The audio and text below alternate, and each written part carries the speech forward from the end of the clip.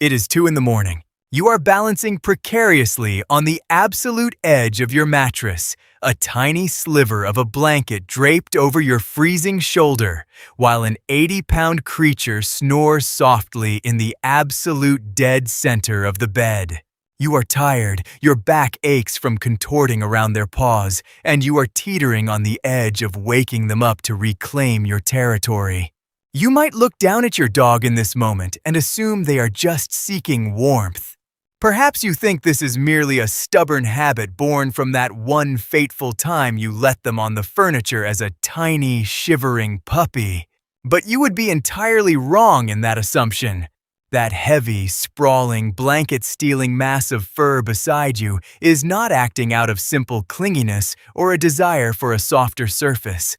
You are witnessing a calculated, multi-millennium neurochemical decision playing out in real time. What actually happens in their brain when they curl up against the small of your back defies everything we once believed about animal behavior and domesticity. The reason they refuse to sleep anywhere else in the house has absolutely nothing to do with physical comfort and everything to do with a biological imperative they simply cannot control. To them, the bed is not just furniture. The bed is you, and choosing to be near you is a matter of neurological survival. To understand what truly drives this midnight mattress takeover, we have to look at how your dog actually perceives you on a neurological level. At Eötvös Loránd University in Budapest, researchers subjected dogs to the Ainsworth Strange Situation Protocol, which is the exact same psychological framework used for decades to test how human infants bond with their mothers. In this test, scientists carefully observe what happens when a caregiver leaves a room, how the subject reacts to a stranger, and how they behave upon the caregiver's return. They meticulously measured proximity-seeking behaviors, the acute distress of sudden separation, and the immediate, overwhelming calm of reunion. The results completely dismantled the outdated, cynical idea that dogs merely see us as a convenient source of food and shelter. Exactly 61% of the dogs tested demonstrated what developmental psychologists officially call secure attachment. That is the precise ratio found in human toddlers.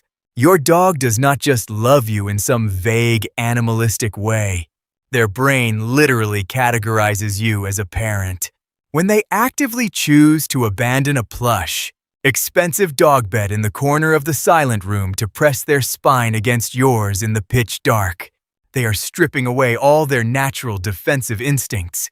In the most vulnerable, quiet hours of the night, when predators would historically hunt, they are clearly communicating that you are the safest entity in their entire world. This overwhelming feeling of safety is not just a psychological abstraction or a romantic idea we project onto our pets.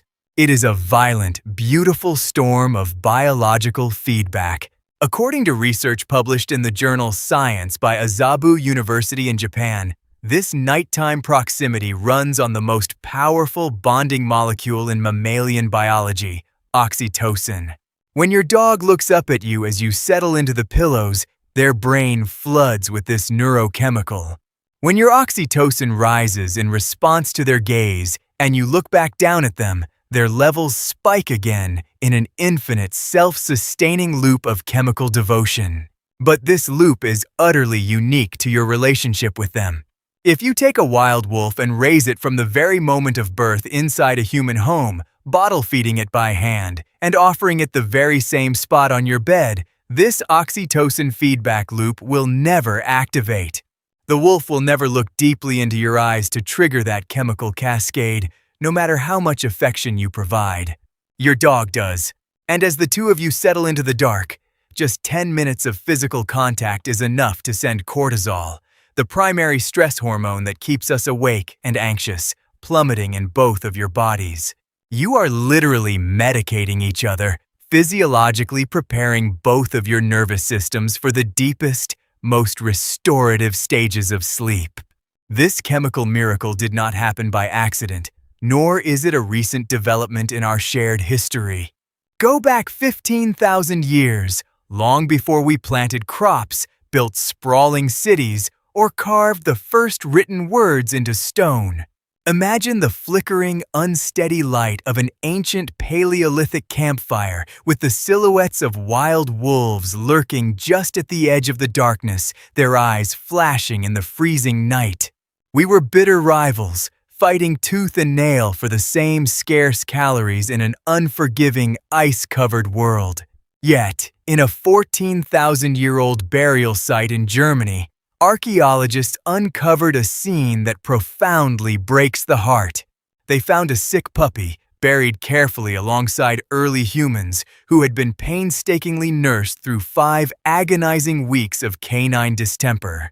Those ancient people spent their precious, hard-won calories to feed it, kept it warm by the fire, and let it sleep beside them until it took its final breath. That ancient empathy permanently changed the trajectory of life on Earth. As we brought them closer to the fire night after night, we did not just domesticate dogs. We rewired their fundamental biology. On chromosome 6, modern dogs carry distinct genetic insertions that govern extreme hypersociability, a complex genetic code that is completely absent in wolves. We literally rewrote their DNA to mandate human presence, ensuring they would feel an agonizing void whenever we walked out of the room. We engineered them to need us, but that very deep-seated need creates a baffling, almost comical contradiction when it comes to modern rest. If you look at raw, unfiltered data from sleep centers like the Mayo Clinic, dogs objectively disrupt human sleep cycles.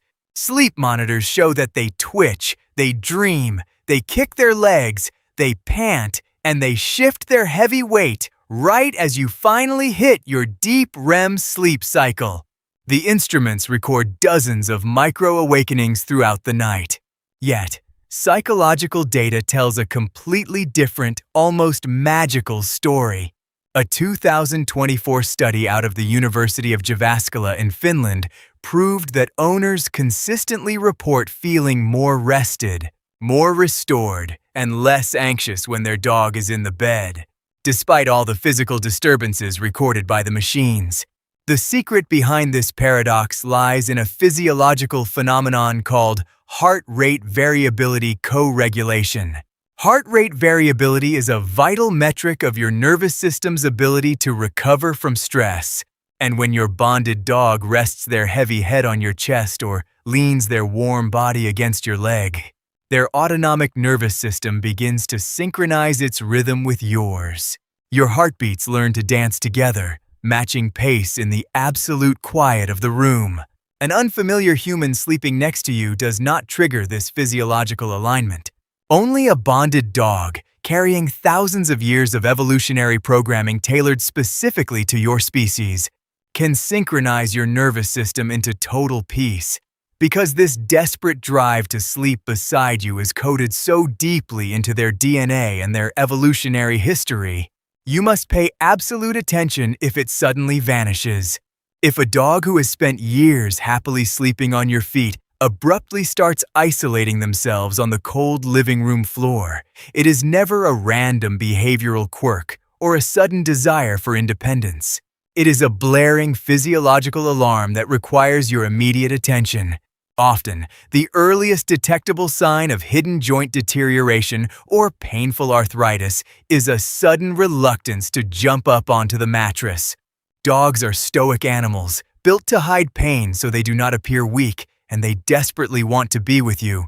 But the silent agony in their hips and knees tells them the jump is no longer safe. Even more urgently, 35% of dogs over 8 years old will develop canine cognitive dysfunction, the animal equivalent of dementia. This cruel, progressive disease systematically destroys their spatial memory and shreds their deeply established routines. They might wander the dark house at 3 in the morning, confused and terrified, unable to remember the path back to the bedroom or the physical comfort they once found there. If your shadow suddenly stops following you into the bedroom at night, they are not just asking for space. They are silently begging for your help. So tonight, When the clock strikes 2 in the morning and you find yourself clinging desperately to the absolute edge of the mattress, look over at that heavy, snoring shape stealing all your blankets and pushing you toward the floor. They did not end up there by accident, and they are not there just to inconvenience you. Out of every single person on Earth, out of every scent carried on the wind, out of every option available to them in this vast and chaotic world, they chose you. In their mind, you are the unbroken continuation of that ancient Paleolithic campfire. You are their safe harbor and their absolute light in the dark. Drop a comment below and tell me, what percentage of the bed does your dog take up tonight? And while you are lying there thinking about how deeply they are connected to your soul, you need to understand exactly what they are doing when they lock eyes with you during the middle of the day. The neuroscience behind why your dog stares into your eyes is even more mind-bending than how they sleep, and it reveals a secret they have been trying to tell you since the very first day you brought them home.